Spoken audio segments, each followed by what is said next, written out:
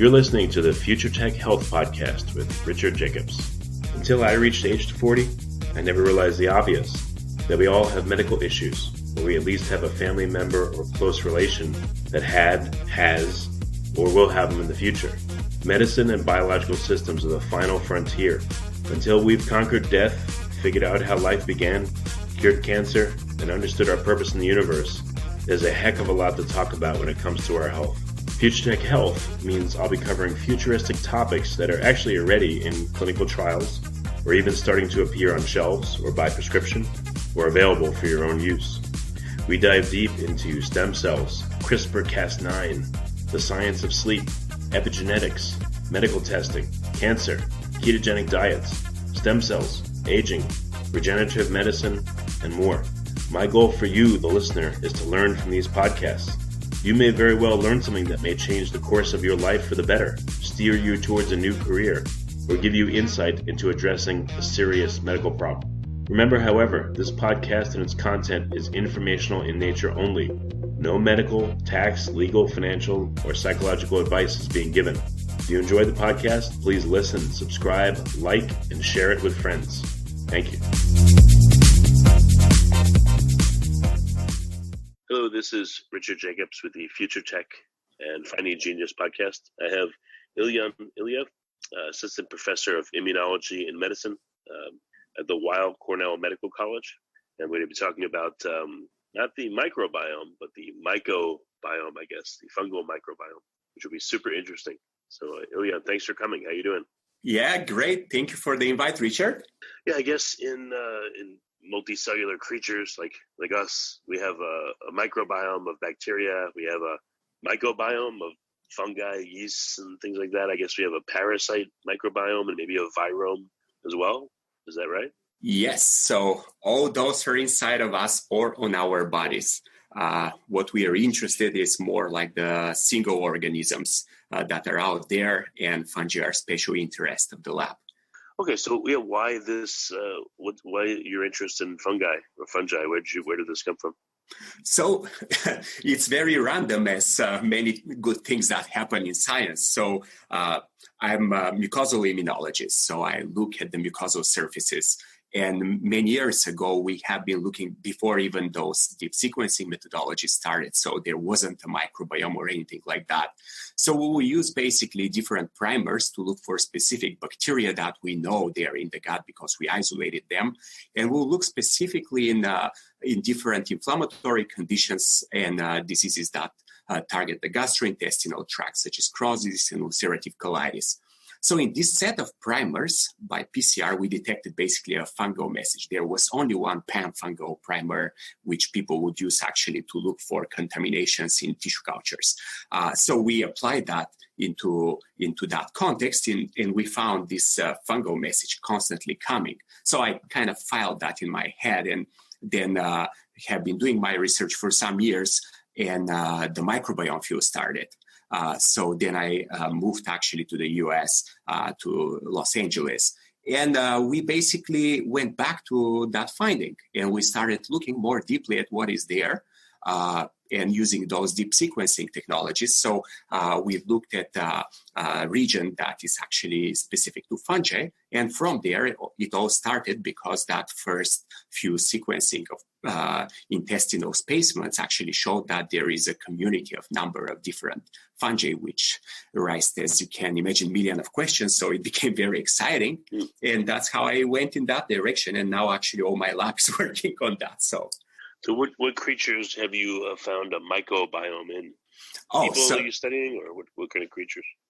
So we have looked actually in our main goal is to look what is in humans, of course, because of the diseases that we are studying in my lab. But we have looked at different creatures. So we looked at many different mammals. We looked at dogs, rabbits, a lot of herbivore animals, pigs, goats, many animals actually. So the herbivores, they have a lot actually that are coming, a lot of fungi that are coming with the diet. And of course, we look in mice because those are the models that we use in the lab, and we can target the microbiome there. So you've seen that pretty much all creatures have a fungal constituent, a microbiome? That's right. That's right. It's very interesting. So some of them, of course, are associated with plants because a lot of fungi are actually on the plant surface and they're in the roots of the plants. So that's a mycorrhiza. That's what's called. So it's a community of fungi that plants use to utilize nutrients, but animals eat those plants. So we can find some of those fungi, but what is more interesting is that we also find fungi that are not associated with plants or the diet. And that's what we are focusing a lot on. Interesting. So I know like people get athlete's foot, or, I've heard they've got a fungal infection of their nail or, something like that. So maybe that can be recast in the light of, again, we have fungi all the time. Are they throughout our entire body, you think? Or are they in just a few select areas like bacteria? I mean, bacteria are supposedly everywhere in our body, but are fungi as well? That's right. So, for example, on the feet, that community is very well studied because of the infections that happen. And some other fungi are very well studied at different parts of the body because they call to very obvious infections. What hasn't been studied, though, are the fungi in the gut because they don't lead to an infection that can be just easily detected. The gut is not accessible and fungi were not looked in the gut. So that's the area where we mainly focused, and that's where we found this very wide community. But you're right, fungi are covering all our body surfaces, and as a mucosal immunologist, I'm interested in all of them because, as we will probably talk about later in our conversation, one side of the body can prime another side of the body, and where the organisms are and where the priming is happening is something very important to understand. This sounds worse to me, I guess, on a gross level, because me being full of bacteria is one thing, but when I think of fungi, I think of like spores and hyphae and mats of growth and mushrooms, and I mean, I know it probably doesn't go that far, but I mean, well. Bacteria, maybe it does. I don't know. Bacteria make biofilms. I mean, what do fungi do inside of us? Right. So a lot of it we don't understand, but it's definitely not gross. So we have a lot of images in the gut, and it's actually more structured than a gross picture. But imagine you are eating bread, you're eating cheese, you probably enjoy wine. So there are yeast components in all those foods. The beer, the yeast are fermenting those foods basically. So it's not that horrible as one would imagine. But so what is in the gut is very interesting, and how those organisms actually survive in such a harsh environment. If you think of food products where fermentation is occurring, those are not such a complex system. But in the gut, where you have very hostile environment, you have a lot of bacteria that will compete. You have anaerobic situation where not a lot of where oxygen is actually not getting in. So how fungal organism will survive there? So those are very interesting questions. That's very fascinating about the microbiome. Are there aerobic and anaerobic fungi? Or is it not classified like that? Yeah, they are. So in humans, we haven't seen actually typical anaerobic fungi, but some of them are known to be in the ruminant animal's stomach. So basically cows, they have few stomachs, and one of those stomachs is actually fermenting a lot of plants and cellulose. So that's where you can find anaerobic fungi. In our gut, fungi are aerobic and facultative aerobes. So it's more complicated, yes. Yeah, I know this guy. He's a DUI lawyer, and he sent me an article about Autobrewers syndrome. I guess like some people, they took antibiotics and it allowed yeast to grow in their guts, and the yeast would ferment, sugars and carbohydrates and stuff and make them drunk. That's correct. That's actually real. I use it sometimes as a wake-and-wake call in my lectures to the students. But there are people that actually have that, and there are some reports, yes. So basically, fungi are embedded, probably in their stomach mucosa of what some of those reports are actually saying, but we never had a patient like that, so I cannot really tell. But yes, fermentation occurs when they consume sugars or even bread, so they have to be very careful. But it's very small population, but funny one. Yeah, interesting. So what kind of structures do fungi make inside of creatures? Well, so the way they live, they're single cell organisms, but of course they can embed into biofilms. So they're very, very good examples for biofilms, for example, on infected skin, where also fungi can form them, and they form those matrices where the bacteria are actually embedded. There is a similar situation in some patients with disease called cystic fibrosis in the lung. But in the gut, we have done a lot of microscopy, and many others have done it. So we don't see actually those biofilms, or they're just not easily detectable in the gut. What we see in the gut is those patches basically of fungal cells that are embedded in the microbiome. So they're part of the microbiome, right? So we see them immersed in that mixture of bacteria and other substrates that are in the gut. And we see them in very close association with the mucus. So the mucosa is basically, the mucus is very close to the epithelial cells. So that's how all that connection probably is happening. So we investigate those processes. Do you think that fungi help establish a niche for bacteria inside of us? Yeah, this is very... They work closely together? Yeah, this is very interesting, branch of this type of science.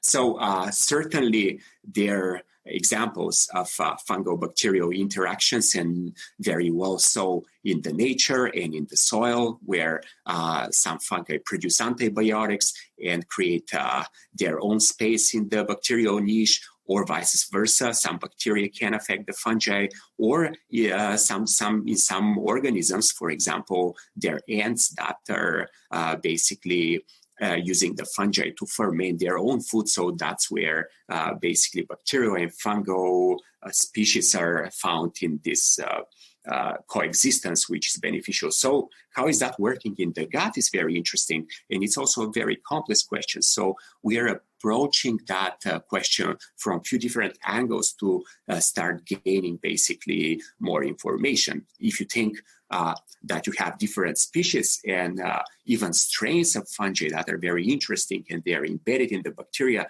who will interact with who, you cannot predict that in such a complex system. So we are starting to learn more about the genetic information those organisms carry with them, and probably products that they can produce to signal to bacteria or to basically get bacteria out. So this is basically the current approach, but it's a very exciting field. There is a lot of potential there, I think. What would be a good model to study all these interactions? What about plants? I guess in their roots they have these nodules that are full of bacteria, but they also have fungi that interact with them. Are they a good model to study this, or are people better, or mice? Or? So yeah, plants are a great model. And they're studied extensively because of agricultural science, and now because of the carbon capture, which can be captured by basically in those fungi in the plants of the roots. And there is a lot of research on that. This very interesting perspective, but from our point of view, this is not the model that we are pursuing, because we are more interested actually what is in the gut of the patients. We are not even looking in a classical infection or in a classical symbiosis situation. We are looking at a situation where different individuals come here with different type of fungal communities. But some of them have a disease and some of them do not. So we have to get down to strain and species level to understand what is going on there. And from there, we have to link it to the patient condition and look how that is influencing their disease. So plants are a good model, but not for what we are doing. So our angle is a bit different. But yes, a lot of groups are interested in plants associated fungi. So what are some of the specific fungi that you found inside of are you studying people, or are you dealing with mice? And what specific creatures have you found, and what appears to be their function? Yeah, so in humans, we have found a lot of different fungi in different individuals. But what sticks as something very consistent is that Candida species are very prevalent in the human population. and some of them expand in patients with inflammatory bowel disease. So this is basically the focus. And those organisms, so we use deep sequencing technology so we can look at the DNA, but DNA can be coming from anywhere. So if you have fungus that is coming from the food but not sticking out there, you would detect the DNA. But when we link that to more complex system where we actually work with the live fungi we are getting from those from those individuals and from specimen from those individuals, that's where the picture becomes more comprehensive. But short answer to your question, yes, Candida species are the most prevalent species in the gut of the human population across many different studies, including our own research. What do you think they're doing? Are they producing beneficial metabolites that are food for bacteria, for our cells? Maybe they're helping to digest things that bacteria and our cells cannot? So Candida species are less interesting in terms of a secondary metabolites. So if you think, for example, of penicillium, where the penicillin is coming from, or other filamentous fungi such as aspergilli, they produce a lot of secondary metabolites. They have that program, and those secondary metabolites can have different antibacterial functions and so on. But if you look at Candida species, they actually carry a program that makes them very good survivals in harsh environments. And I don't know if evolutionary because of that or because of something else, they have dropped a lot of, they basically lack a lot of genes for secondary metabolites. So, but of course, they produce metabolites because they have to live. So it might be that they produce metabolites that are more similar to our own systems and interfere with that. Another way they interact is directly basically interacting with immune cells, and that's the way how they prime our immune system. And we basically have been looking for cells that are interacting with fungi, and that was something we discovered a couple of years ago, a population of cells that is directly sensing fungi and can uptake them. So it can be direct interaction and more indirect interaction. Mixture of that is probably where the truth is. And if you put the other level of complication, which you also infer to basically how bacteria and fungi live together, and there might be ecological competition and all that, there is evidence for that. So, the picture is basically more complex, but those three major components are basically what are shaping that community to live there, to stay there, and to influence host health and disease. Well, I would think that if this is just my speculation, but if fungi are only found in a few places on our body, for instance, that would say, okay, maybe they have limited function. But if they're found everywhere, like bacteria are, that would mean to me that they have many, many functions that we may not even know about. Like, when I go to the bathroom, are there any fungi in my pee versus, if I poop? Poop, probably yes. Pee, I don't know. What about if I sneeze or if in my mouth, do I have fungi there that are, part of my microbiome? Is it everywhere? Right. So there are fungi in the mouth, there are fungi in the intestines, and there are certainly fungi in the poop, and some of that is coming also from the diet. In the urine, depends. Some patients actually can develop fungal infections, and we are studying some phenomena like that. So we detect fungal DNA. Is that actually active fungi that are proliferating and living there is the key to understand how is that influencing those humans that have those infections. But yes, so fungi are all around. And if you think about that, right, so we have patient populations, and I will tell you more about like a specific study that we have done, but there are specific population of patients and subclasses of those patients that where we have evidence that fungi might be actually part of that pathophysiological process in those individuals. But if you think for the global population, if so many of us and also many animals carry fungi, and they are normally associated with our body surfaces. So there might be another side of the story where fungi actually have beneficial role for the host. And we have few studies, but they are for now only in mice. So if we basically treat mice with antifungal drug for a long time and induce basically antifungal drug resistance, so fungi that are resistant to specific drugs, they will expand. We can see that those animals develop more severe intestinal inflammation and also inflammation in the gut distal sites, such as the lung. So that's something very amazing from an immunological point of view. How one organism that is in one site can affect actually immunity at other sites. So there are many different ways we probably play with fungi, and so much is unknown. It's a very exciting field to be in. Yeah. What are some of the specific experiments or research that you're doing? So there is something very exciting. So for some time, of course, a lot of antifungal receptors have been known. Because of the field of mycology and infectious diseases and fungal immunology, which would explore basically a situation where fungi would infect the host. So humans that are defective in specific proteins and genes, they would be more susceptible to fungal infections. But in the gut, we have been looking at what cells actually would detect the fungi, what cells would be actually carrying those specific receptors and have the capacity to interact with fungi.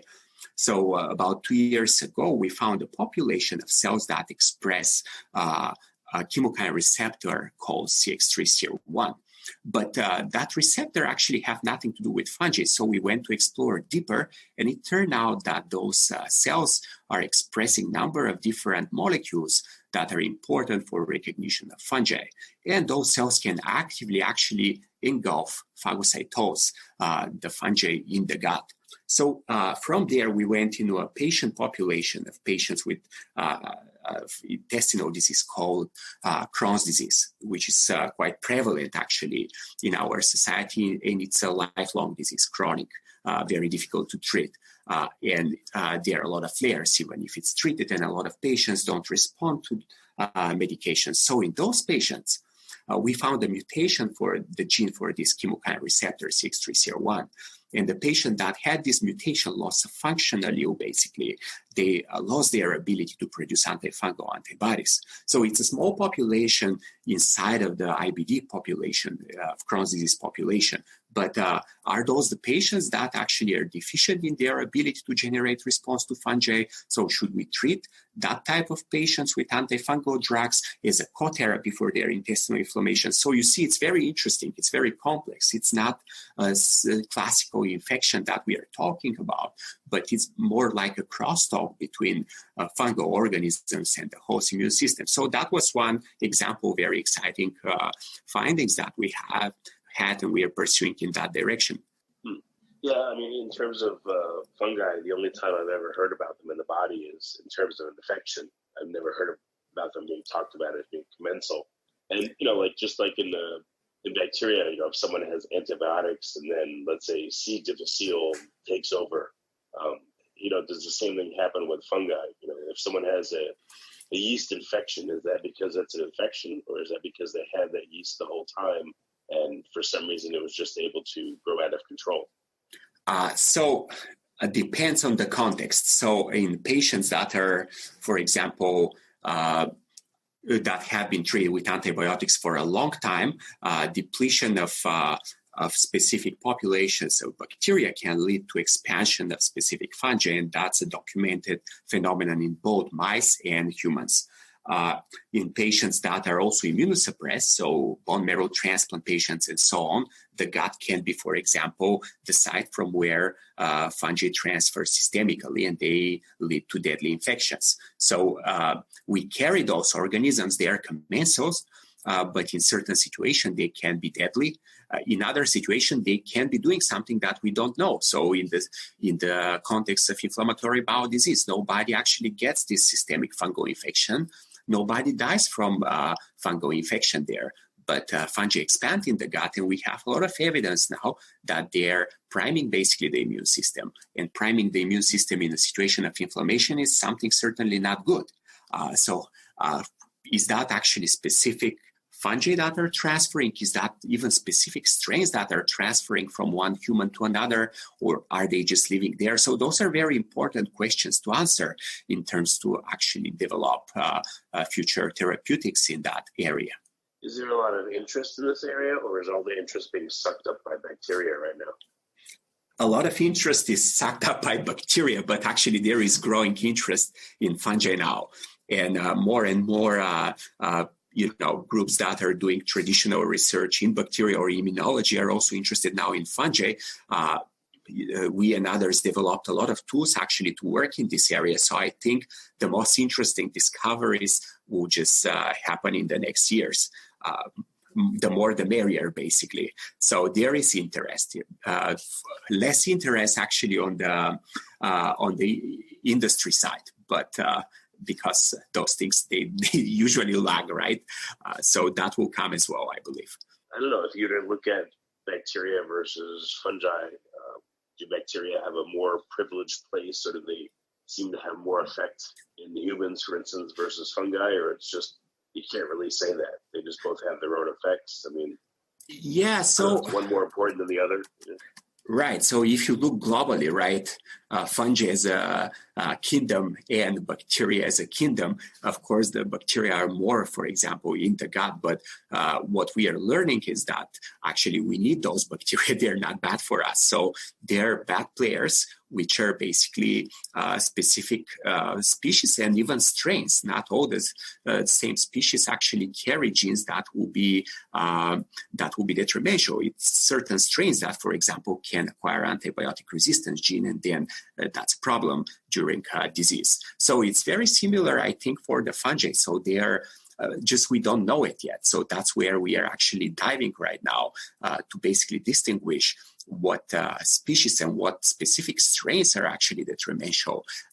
So you cannot tell it's basically all the fungi or all the bacteria. There is something that is less mythological, if you wish. There is actually a carrier of phenotype in many cases. So it's more complex because it's a community. So one change can lead to a number of changes downstream. But what is the primary cause is something that's very important. And I think here a lot will be basically specific organisms. It wouldn't be as mythological, as broad as, the microbiome or the microbiome. It will be specific organisms and specific pathways and genetic capabilities that they carry with them. Is it? I don't really know much about fungi at all. I mean, what is it? What are their cells like? Do they have their own DNA, and have they been sequenced? Is it hard to sequence them? Yeah. So the cells are actually bigger. They're from 10 to 100 times bigger than a bacterial cell, and they carry very rigid cell walls. So it's hard to extract the fungal DNA from there. But, the field is getting in that direction. So now the microbiome studies, number of groups now are actually doing also the specific fungal extraction. So they don't want to miss that information because that's actually the microbiome, right? You cannot miss such an important component. So the cells are bigger. The cells are very interesting because they have specific polymers, and there is a repertoire of human and mammalian receptors that can recognize actually those different components. And if you go evolutionary down and if you go to plants, if you go to lower organisms, all of those actually have some type of systems and receptors that can recognize fungal components. So you can see how evolutionary actually fungi are very important for immunity or protection or sensing by organisms. So they're bigger cells, they're very interesting cells, they can produce a lot of secondary metabolites, and they have specific cell walls. So from immunological perspective, it's also very interesting because you're actually now tapping on pathways that are not that commonly activated by bacteria. And that's also our hope. That's what we are trying to track in the host to actually understand when antifungal immunity is actually on. And in mice, we can do it. The challenge is in humans, and that's where we are going. Very interesting. So what's the best way for people to learn more? I mean, it's not, again, I don't know much. I've talked to a lot of people, but people listening, same thing. So what's your recommendation on how they can learn more? So people should look actually in specific, they should basically look into the main literature, or nowadays I actually see more and more reports in in journals, in articles for fungi that are basically not just pure scientific information, but more digestible for the general audience. And all the groups, they have their websites, and every one of us is trying now to communicate science to the broader audience. And I hope people can learn more by this approach. But again, all the space is flooded by information about the microbiome, and it's getting there that basically it sounds that the microbiome is involved in everything, and people start actually losing interest because if they say, okay, I have any disease, it's probably also microbiome related, but people should look actually for more specific information, and that's where the gem is actually. So that's what I think. I guess if people knew the actual complexity of what's going on, I mean, they know. They just can't look at it all. It's like so overwhelming. Yes. Freak out and not do any science, So you have to. Shield your eyes. Right. But it's not about the scientists. The scientists, each one is having a preferred area, and they're actually they're diving deeply into the problems in that area. It's more about the general public. So how do you basically understand the microbiome? What do you know about it? It's not that, okay, the microbiome is involved in heart disease, in IBD, and all those diseases, but what are the components of the microbiome? What is the new science that is coming? That microbiome is involved in everything. That's an old news. So now we have to know where specifically and how. So that's where I think the field is heading towards. Well, very good, Iliyan. Thank you for coming, and I appreciate you being here. Thank you, Rich. That was a pleasure.